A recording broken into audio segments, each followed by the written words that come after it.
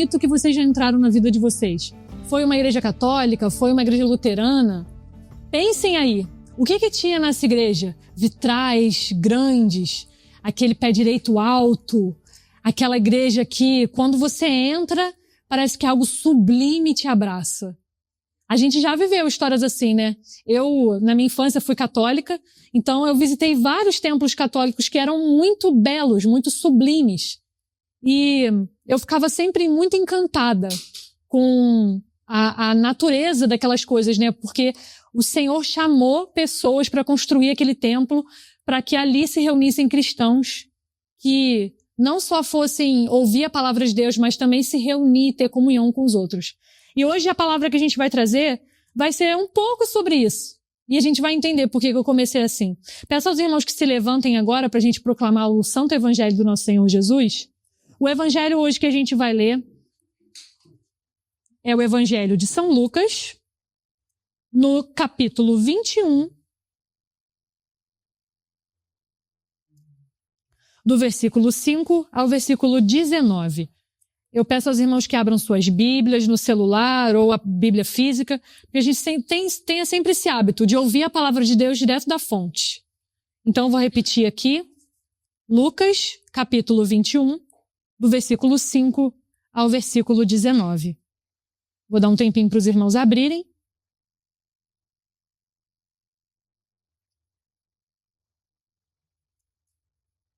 Capítulo 21, do versículo 5 ao versículo 19. Aquele que dá testemunho de tudo isso diz: certamente venho logo. Amém. Vem, Senhor Jesus. A palavra do nosso Senhor Jesus diz assim: alguns dos seus discípulos estavam comentando como o templo era adornado com lindas pedras e dádivas dedicadas a Deus. Mas Jesus disse: disso que vocês estão vendo, dias virão em que não ficará pedra sobre pedra, serão todas derrubadas. Mestre, perguntaram eles, quando acontecerão essas coisas? E qual será o sinal de que elas estão prestes a acontecer? E aí Jesus responde: cuidado para não seres enganados, pois muitos virão em meu nome, dizendo: sou eu. O tempo está próximo, não os sigam. Quando ouvirem falar de guerras e rebeliões, não tenham medo. É necessário que o primeiro aconteçam essas coisas, mas o fim não virá imediatamente. Então lhes disse: nação se levantará contra nação, e reino contra reino. Haverá grandes terremotos, fomes e pestes em vários lugares, e acontecimentos terríveis e grandes sinais provenientes do céu. Mas antes de tudo isso, prenderão e perseguirão vocês. Então os entregarão às sinagogas e prisões, e vocês serão levados à presença de reis e governadores, tudo por causa do meu nome. Será para vocês uma oportunidade de dar testemunho, mas convençam-se de uma vez de que não devem se preocupar com o que dirão para que se defender, pois eu lhes darei essas palavras de sabedoria a que nenhum dos seus adversários será capaz de resistir ou contradizer. Vocês serão traídos até por pais, irmãos, parentes e amigos, e eles entregarão alguns de vocês à morte. Todos odiarão vocês por causa do meu nome. Contudo, nenhum fio de cabelo da cabeça de vocês se perderá, e perseverando que vocês obterão a vida. Essa é a palavra do Senhor. Graças a Deus. Senhor, ilumina a tua palavra, Pai. Que nesse momento nós possamos ouvir a tua voz, Senhor. Nos usa, Senhor, e abra os nossos corações. É isso que nós te pedimos em nome de Jesus. Amém. Essa palavra é muito forte, né, meus irmãos? Principalmente nós que vivemos um luto recentemente agora da nossa irmã Mafê na sexta-feira. Essa palavra ela vem como uma espada no nosso coração. Mas Senhor Jesus, caminhando com seus discípulos, eles avistaram aquele templo e, como eu falei agora no início, realmente é encantador quando a gente observa templos feitos por mãos humanas, o quão belas são as obras e quanto esforço há naquilo. E é genuíno. Muita gente faz essas obras com uma forma de gratidão e com coração, né? Mas não foi sempre assim. Os discípulos assim como a gente, ficam maravilhados com todo aquele ouro, com toda aquela arquitetura, e aquilo mexe um pouco com a gente, né? A gente percebe um pouco da divindade do Senhor através dessas coisas grandiosas que existem no mundo. E esse texto não soa como ameaça, né? Porque Jesus dá a impressão de que ele está nos ameaçando, pois não restará pedra sobre pedra. Mas essa palavra não é para que nós, cristãos, tenhamos medo como uma ameaça, como algo que vem nos tirar a fé ou nos abalar. Muito pelo contrário. O Senhor, Jesus, nesse texto escatológico, vem nos trazer esperança. E hoje nós vamos saber um pouco mais sobre isso. Jesus, ele responde uma pergunta sobre o fim, mas não faz o que os discípulos querem. Ele não dá datas, ele dá discernimento. O que isso significa? O Senhor Jesus, naquele momento, ele não estava na intenção de desanimar os discípulos e nem fazer com que eles desanimassem da fé por conta de tudo que iria acontecer depois com o templo, que o templo seria destruído. Mas ele diz, independente do que vai acontecer, coisas piores do que a destruição do templo vão acontecer. Vão acontecer guerras, perseguições, até a morte. Mas eu estarei com vocês. E falando um pouco sobre o templo, para dar um contexto, para que a gente consiga absorver melhor essa palavra, o primeiro templo, quem construiu foi Salomão, filho de Davi. Davi, ele solicitou a Deus, e aí eu vou abrir aqui para os irmãos, depois eu passo o endereço direitinho para a gente poder ver. 2 Crônicas, capítulo 7. Eu marquei aqui e já me perdi, mas eu vou citar para os irmãos aqui, vai ser mais fácil. Em 2 Crônicas, capítulo 7, o rei Salomão, ele vai falar com o Senhor, poxa, mas eu tenho um palácio, eu moro em um palácio e o Senhor não permitiu que eu construísse um templo, e aí o Senhor fala, não, o teu filho Davi vai construir. Então, Salomão prepara todas as pedras, e aí Davi constrói o templo. Perdão, gente, ao contrário. Salomão constrói o templo. Salomão, o filho de Davi. É muito importante a gente gravar isso. Os irmãos tenham atenção nessa parte. O filho de Davi que constrói o templo. O filho de Davi, Salomão, ele ergue um templo e fica muitos anos construindo. São 7 anos de construção desse templo. E é um templo lindo, maravilhoso. E vem a Babilônia, invade, destrói o templo. Depois, mais para frente, outro rei se levanta, constrói o templo. Outro rei se levanta, melhora o templo. E é esse agora que a gente conhece. Esses 2 templos, na verdade, que foram construídos e depois restaurado, né, esse templo que agora a gente está vendo aqui atualizado no Evangelho de São Lucas, esse templo era enorme, muito maior do que aquele de Salomão. E esse templo, ele realmente maravilhava aquele povo, porque era um encontro dos judeus. Lá os judeus se encontravam, faziam seus sacrifícios, onde o sacerdote, que era o santo, né, o escolhido do Senhor, ligava os homens ao Senhor e o Senhor aos homens. Então era a oportunidade que os homens tinham de ouvir a palavra de Deus e que Deus tinha a oportunidade de perdoar os pecados daqueles judeus. Então realmente, para os judeus, gente, imagina para nós, quão santo era aquele lugar. Quão precioso era estar ali, junto com seus irmãos, junto com a sua família, que você às vezes não via há muito tempo, por morar longe, e você ter a oportunidade ali de estar na presença do Senhor. Isso é algo maravilhoso, realmente. Mas a que preço? O próprio rei Salomão, ao construir o primeiro templo, ele abusou de impostos, ele abusou de pessoas. Eram construções gigantescas, que infelizmente foi um abuso para poder ser construído. E o Senhor Deus, ao falar com Davi, ele não pediu que o templo fosse construído, ele permitiu. Ele falou assim, Davi, eu vou permitir que Salomão, seu filho, construa. Porque Davi pensou, poxa, eu moro num palácio, o Senhor mora numa tenda. E o Senhor responde para ele, mas eu caminho com os meus filhos nas tendas. E é por isso que eu quero estar com vocês, para caminhar com vocês, para estar com vocês em todos os momentos. E aí o Senhor Jesus fala aqui em Lucas, mas desse templo não restarão nada, não restará pedra sobre pedra. Então o que restará, gente? Se não restou o templo, o que restou? Hoje nós sabemos que os judeus já não fazem sacrifícios. 40 anos depois, o templo realmente foi destruído e hoje eles não fazem mais esse sacrifício. Mas nós cristãos, nós temos uma esperança. Nós sabemos qual é. Não é verdade? E aí, o Senhor Jesus, ele se alonga. Ele fala, cuidado para não seres enganados, pois muitos virão em meu nome dizendo, sou eu. E aí, quando a gente se depara com um texto escatológico, né, seja esse aqui de Lucas, ou seja no Apocalipse, a gente fica morrendo de medo, né? Quem será que é o anticristo? Quem será que é a besta? O que será que vai nos acontecer? Meu Deus, a pandemia é o fim dos tempos. Meu Deus, a guerra no Irã é o fim dos tempos. E a gente sempre se preocupa, né? Como um coração genuíno. A gente, sendo humano, assim como Jesus também é humano, nós temos nossas aflições. Jesus também chorou na morte de um amigo. Nós choramos na morte de um amigo. E essa preocupação é realmente preocupante. De ser perseguido, ser rejeitado, ser preso, ver muita gente sofrendo por conta da fome, por causa das injustiças desse mundo. A gente não se satisfaz só em ouvir que um dia o Senhor Jesus vai vir. O nosso coração preocupado, a nossa ansiedade, ela está sempre ali, batendo na porta, falando, Senhor, o Senhor nos abandonou? O que aconteceu, Senhor?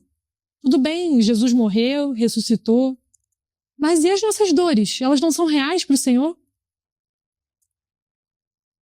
Perder uma amiga como a gente perdeu agora, uma serva do Senhor. Até quando essa dor vai se alastrar, Senhor, na nossa vida? Até quando pessoas vão morrer? Até quando nós passaremos fome, nós seremos perseguidos? Até quando, Senhor? São preocupações válidas. Os discípulos também se preocupavam com isso. E o Senhor Jesus, ele nos encoraja. Mas convençam-se de uma vez de que não devem se preocupar com o que dirão para se defender, pois eu lhe darei palavras de sabedoria que nenhum dos seus adversários será capaz de resistir ou de contradizer. Isso no versículo 14 do evangelho que a gente leu.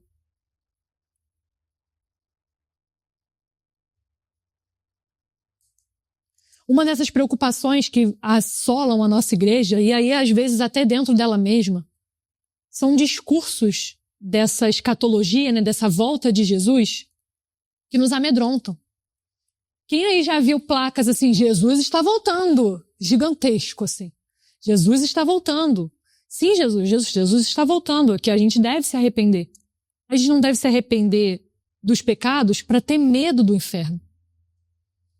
Nosso arrependimento deve ser no Senhor Jesus porque Ele nos amou, Ele nos deu a graça, Ele já se entregou, Ele já fez todo o esforço e todo o sacrifício.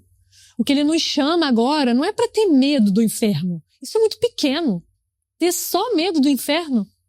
Não, Ele nos chama a nos arrependermos de verdade, estarmos na presença dEle e pedir que Ele nos dê força para vencer todos os pecados todos os dias. E Jesus também, Ele diz que a gente vai ser julgado, traído e odiado. Graças a Deus, né, pelo menos onde a gente vive aqui no Brasil, a gente não sofre perseguição especificamente por sermos cristãos. Nós sabemos que há um preconceito, principalmente porque nossa igreja cristã majoritariamente é feita por minorias, por pobres, e as pessoas têm preconceito sim com música gospel, a gente sabe que isso existe. E em parte também somos perseguidos por conta disso. Igrejas como a Assembleia de Deus, que estão dentro de comunidades, que acolhem e abraçam aquelas pessoas que estão ali, nós sabemos o quanto eles sofrem preconceito dentro da própria comunidade. Quantos relatos a gente ouve em Uber, que o Uber às vezes está ouvindo Cassiane ou qualquer outra cantora do nosso meio que a gente gosta de ouvir, e aí a pessoa pede, né, uma classe média, pede para abaixar o volume ou tirar, por conta de às vezes algum preconceito que realmente pode existir na nossa sociedade. Realmente nós sofremos, mas não é por conta do evangelho. É um preconceito que existe em outras áreas da vida que a gente sabe que existe e devemos combater. Mas aqui no Brasil a gente tem a liberdade ainda de falar sobre o evangelho do nosso Senhor Jesus. E o que a gente tem feito com isso? O que a gente tem feito com essa liberdade? Dias virão, gente, e não é para nos dar medo, como eu disse anteriormente. Isso não é para nos causar apavoro, e nem tensão, e nem ansiedade. Isso é uma oportunidade. Senhor, me usa para o encontro das pessoas que te precisam. Me usa porque hoje eu tenho a liberdade de falar do teu amor, então que eu seja a luz, Senhor. Onde haja injustiça, que eu leve justiça. Onde haja ódio, que eu leve o amor. Onde não haja esperança, que eu leve a esperança. Onde haja briga, medo, ansiedade, que eu consiga ter os meios e ajudar aquela pessoa a encontrar uma ajuda necessária que ela precisa. É para isso que o Senhor Jesus fala isso aos discípulos e hoje Ele também nos chama a fazer isso. Ele nos convida. Nenhum cabelo da cabeça de vocês se perderá. O Senhor Jesus não promete pra gente que a gente não terá aflição. Muito pelo contrário. Ele não diz, talvez, quando ou se vocês tiverem aflição. Ele diz, vocês terão aflição nesse mundo. Mas o Senhor Jesus, ao ressuscitar, Ele inaugurou uma nova vida em seu nome. E essa vida é a vida que a gente deve se apegar. Essa vida que o Senhor Jesus nos dá, através da sua morte e ressurreição, é nela que estamos pautados. Porque quando as aflições virem, elas virão. Que a gente tenha discernimento de aceitar que o Senhor Jesus ele tem um plano perfeito para a nossa vida. E essa missão não é daqui. Esse mundo jaz o maligno. Mas o Senhor Jesus já tem a chave desse mundo. E um dia Ele virá glorioso nos convidar e nos chamar para esse reino. E nós julgaremos o inimigo. E aí, por que Jesus despreza o templo? Eu também me fiz essa pergunta, anotei aqui, a Siri tá até... Calma, Siri. Por que Jesus despreza o templo, E eu fiquei me perguntando isso também. Poxa, qual é o problema do templo? Hoje nós vemos por aí igrejas belíssimas, protestantes, católicas, nós vemos templos incríveis que acolhem várias necessidades. Hoje eu fiquei sabendo, numa igreja lá de Niterói, que eles fizeram um espaço para amamentação. Gente, uma coisa mais linda. Só que tem muita demanda de mulheres grávidas, então eles estão expandindo o lugar da amamentação. Isso é muito legal, Qual é o problema que tem no templo? Eu fiquei me perguntando, quais são os problemas dos templos? Eles acolhem tão bem as pessoas, eles recebem, é um espaço comunitário. Acredito que ali também era isso, E aí, pra gente entender, a gente vai lá em 2 Samuel 7, que foi... eu citei aqui, mas a gente pode ir lá para a gente poder ver. 2 Samuel 7. Vamos juntos para a gente ter esse hábito, gente? Da gente ler a Bíblia direto da fonte, a palavra do nosso Senhor. 2 Samuel 7, a gente vai ler desde o versículo 1. O rei Davi já morava em seu palácio e o Senhor dera descanso de todos os seus inimigos ao redor. Certo dia ele disse ao profeta Natã, aqui estou eu morando num palácio de cedro, enquanto a arca de Deus permanece numa simples tenda.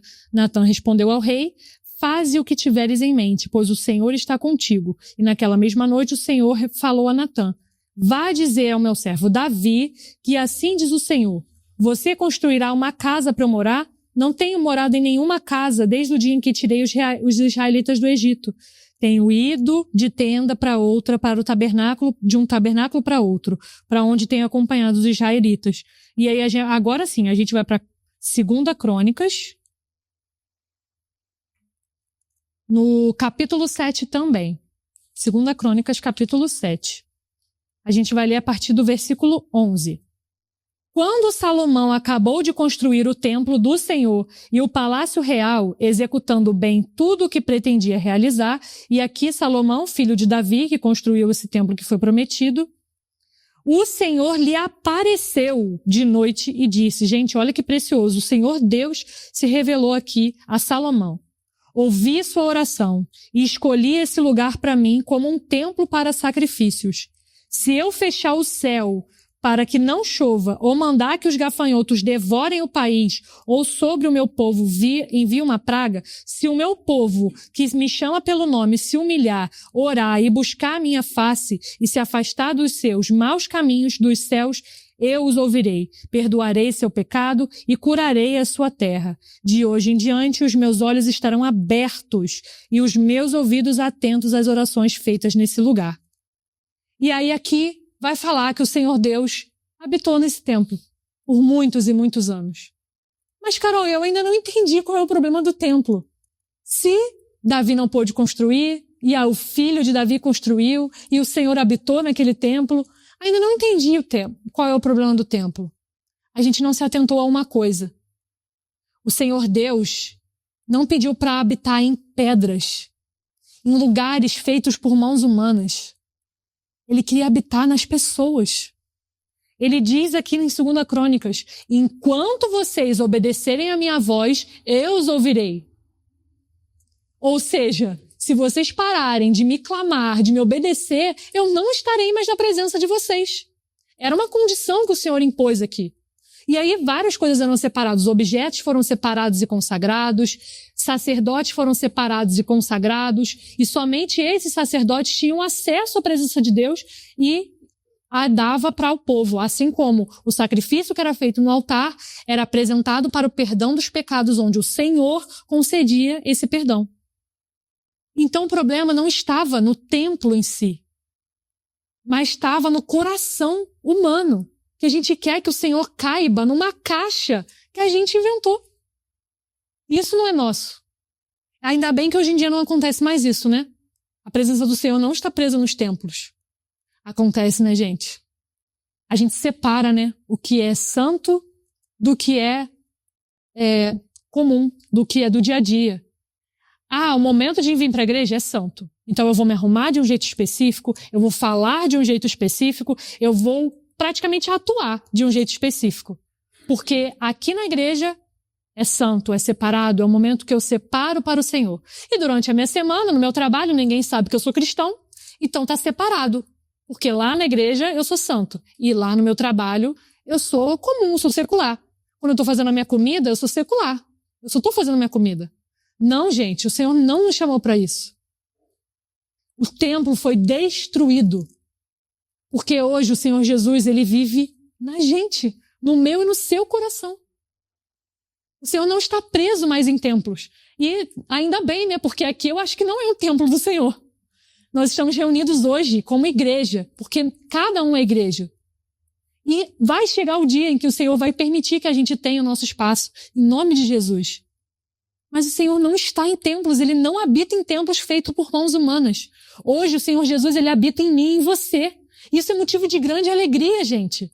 Porque agora nós não somos pedras sobre pedras. Agora nós somos pedras vivas que levamos o evangelho do Senhor por todo mundo. Essa verdade tem que ecoar. Então, quando a gente estiver preparando o alimento, colocando roupa nos nossos filhos, cuidando da nossa casa, executando o nosso trabalho, qualquer um que ele seja, que as pessoas vejam Jesus através dela. Mas, Carol, como que eu, que faço design, consigo adorar a Deus no meu design? E aí eu tô falando porque eu faço design, né? Eu usei o meu exemplo. Fazendo muito bem feito. Quer comais, quer bebais, façam tudo em nome do Senhor. É ali que a igreja se revela. Ai, Carol, então quer dizer que a minha vida é pregar o evangelho, então eu posso usar palavras quando necessário. Não, gente, o evangelho é para ser pregado com palavras. Sempre que necessário, sempre que for oportuno. O evangelho tem que ser falado. Mas as nossas ações devem ser um reflexo daquilo que a gente fala e que a gente acredita.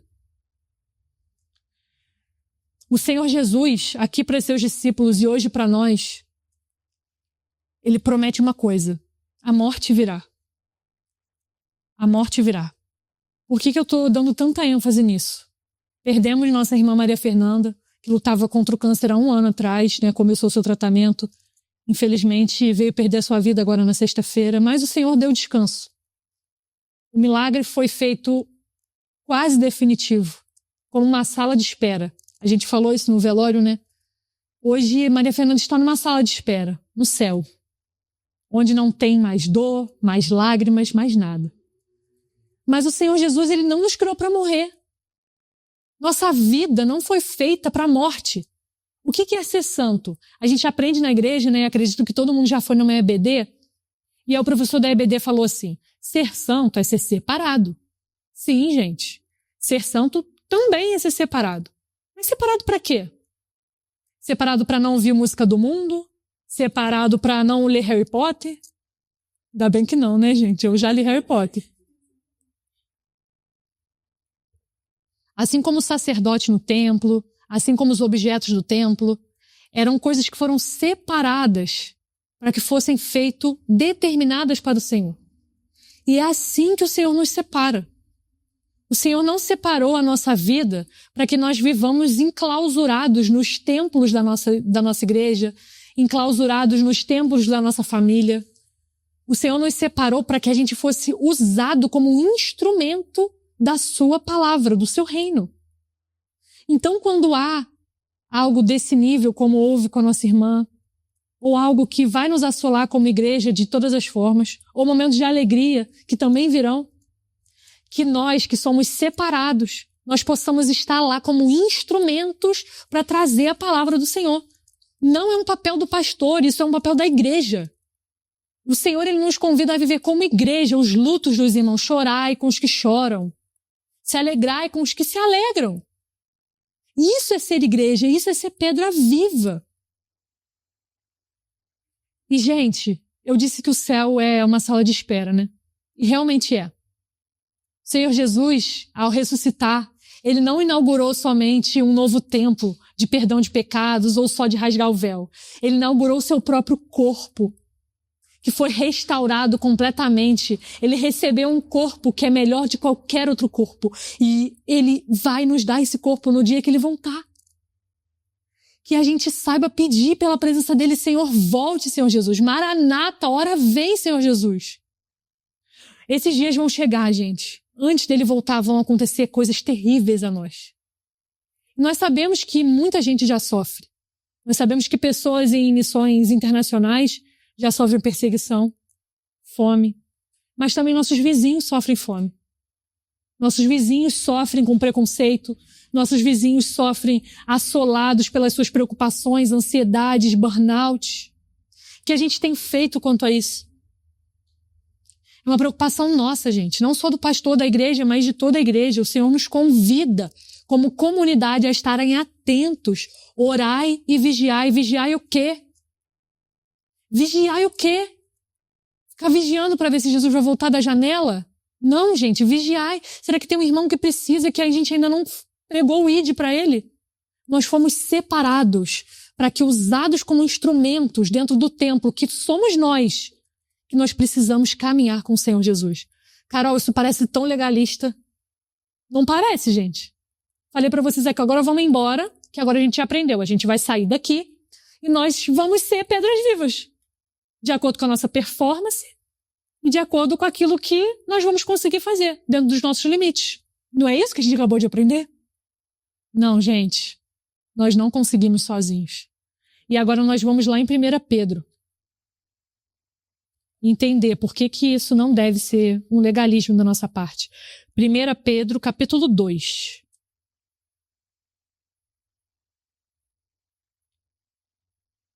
Acho que eu passei, né?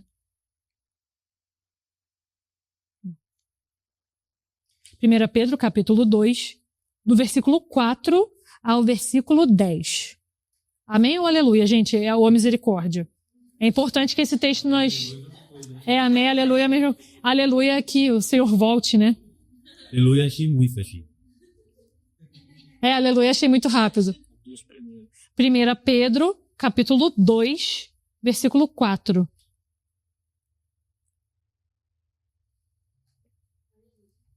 Aleluia.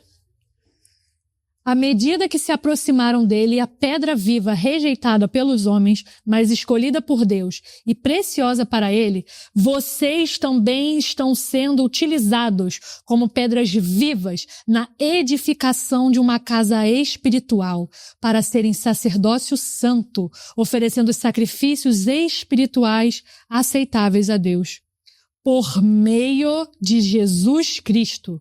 Pois assim é dito na Escritura: eis que ponho em Sião uma pedra angular, escolhida e preciosa, e aquele que nele confia jamais será envergonhado. Portanto, para vocês, os que creem, esta pedra é preciosa, mas para os que não creem, a pedra que os construtores rejeitaram tornou-se a pedra angular. E pedra de tropeço, a rocha que faz cair. Os que não creem tropeçam, porque desobedecem a mensagem, para o que também foram destinados. Vocês, porém, são geração eleita, sacerdócio real, nação santa, povo de Deus, para anunciar as grandezas daquele que nos chamou das trevas para a sua maravilhosa luz. Antes, vocês nem sequer eram povo, mas agora são povo de Deus. Não haviam recebido misericórdia, mas agora a receberam. Gente, nós não lutamos com as nossas próprias mãos, porque nem a escolha de aceitar o evangelho foi nossa. O Senhor nos chamou. O Senhor que nos chamou é fiel para cumprir toda a boa obra. Então não vai ser pelas nossas mãos que vamos conseguir. A gente ter tido a oportunidade de receber a Maria Fernanda em 2023 na nossa igreja e ter ajudado ela a descer as águas no Santo Batismo não foi obra dessa igreja anglicana Verbo, foi obra do Senhor. E é para isso que o Senhor nos chama. Quando a gente é deparado com a morte de uma jovem de 24 anos, a gente pergunta, Senhor, até quando? E o Senhor já respondeu, vá, ide, pregai o evangelho entre todas as nações, batizando em nome do Pai, do Filho e do Espírito Santo. A nossa angústia, as nossas aflições são respondidas quando a gente prega o evangelho, porque não é pelas nossas mãos, irmãos. É pelo Senhor Jesus que faz a boa obra através de nós. Hoje, o Senhor não habita mais em templos, mas habita no nosso coração. Então que a gente seja a luz, não pela nossa performance ou pelas nossas mãos, mas que a gente seja a luz, porque o Senhor Jesus está com a gente. Quando a gente tem medo, e o que eu vou falar para aquele irmão que está passando por tanta angústia? Deixa o Espírito Santo te usar. Às vezes ele não precisa nem de que você fale nada. Ele precisa que você sente do lado dele, deixe ele falar, ele chorar. Às vezes você não vai ter o alimento ali na hora. Nós somos uma igreja jovem e às vezes até a gente precisa de ajuda financeira, nós sabemos disso. Mas o pouco que temos, que a gente possa compartilhar e que a gente seja meio dessa obra também. Nós não conhecemos, às vezes, nós não somos, às vezes, a pessoa que vai solucionar o problema. Mas nós conhecemos pessoas que solucionam problemas. Nós conhecemos psicólogos, nós conhecemos igrejas que doam cesta básica, nós conhecemos várias pessoas que estão dispostas a estar nos ajudando nesse reino. E somos pedras vivas, no plural. Nós não somos feitos para ser individuais na obra. Nós somos feitos e chamados para estar em comunidade. Quão lindo é ver o trabalho que Gesiel tem feito na casa dos irmãos. E isso não falo para dar orgulho nem nada disso, que a gente sabe que o coração do irmão não é assim. Mas é para demonstrar à igreja como que isso não é um papel só pastoral, é um papel nosso. E isso é belo, irmão. Que Deus continue te abençoando e te usando para levar essa palavra, que não é só palavra da boca para fora, é algo que transforma os corações. Que nós sejamos pedras vivas, povo de Deus, escolhido, não para nos enclausurar dentro das igrejas, mas para que a gente deixe Jesus nos usar na sua boa e santa obra, gente. E para concluir aqui, os dias vão chegar. Esses dias estão certos. O que a gente tem feito com a nossa vida? Hoje o Senhor Jesus nos deu novamente essa oportunidade de nos colocar e de nos entregar. Todos os dias é uma oportunidade que Ele nos dá de se apresentar diante da presença dEle e falar, Senhor Jesus, Rosinha, eu não consigo. Que o Senhor levante a tua igreja para me ajudar. Que o Senhor também me use como instrumento para ajudar a tua igreja. Que a gente hoje possa se arrepender dos nossos pecados e voltar para o verdadeiro evangelho. O verdadeiro evangelho não é, às vezes, o que está sendo pregado que a gente ouve. Aquele que vai te dar sucesso, aquele que vai te fazer prosperar.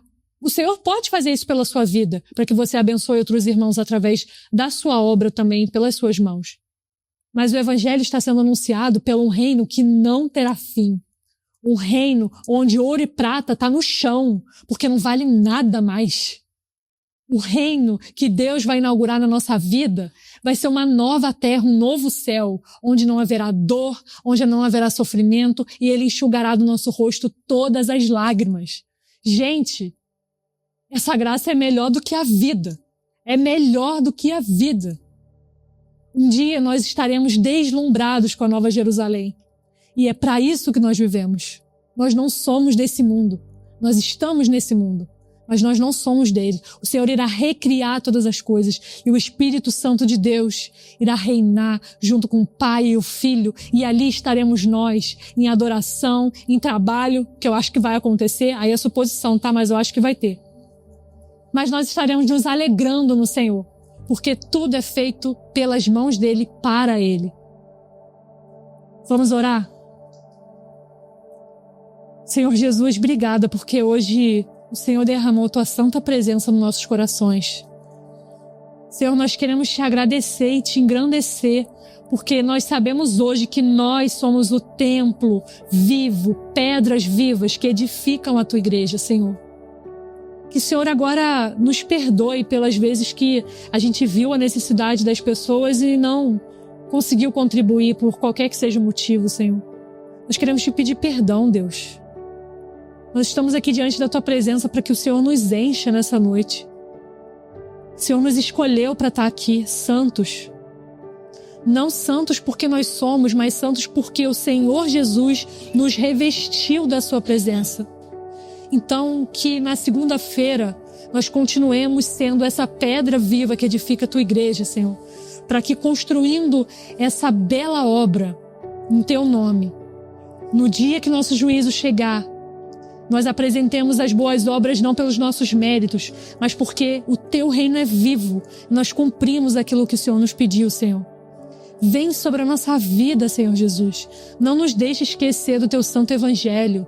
Não nos deixe esquecer que o Senhor se esvaziou de toda a glória, de toda a divindade, se tornou homem, morreu pelos nossos pecados, mas ressuscitou, inaugurando uma nova vida em teu nome, que o teu nome que está acima de todo nome e toda língua confessará.